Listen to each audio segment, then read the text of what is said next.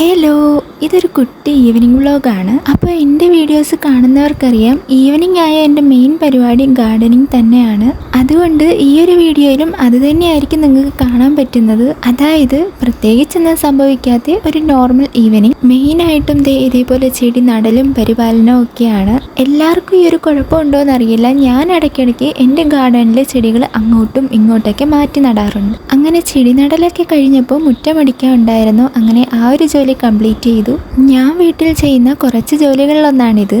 അങ്ങനെ അത് കഴിഞ്ഞപ്പോൾ പോസ്റ്റ് ഓഫീസിൽ നിന്നൊരു കൊറിയർ വന്നിട്ടുണ്ടായിരുന്നു. വേറൊന്നുമല്ല, എൻ്റെ PG സർട്ടിഫിക്കറ്റ് ആണ്.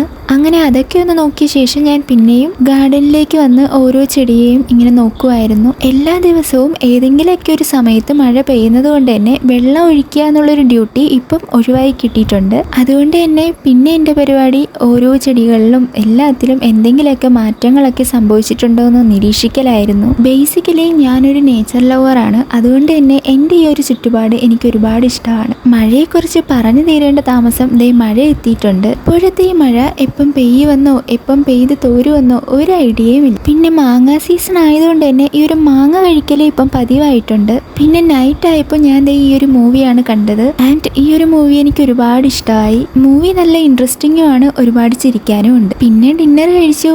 ഇതേപോലെ നിലാവാക്കി നോക്കിയിരുന്നു. അപ്പോൾ ഇന്നത്തെ വീഡിയോ ഇവിടെ അവസാനിപ്പിക്കുകയാണ്.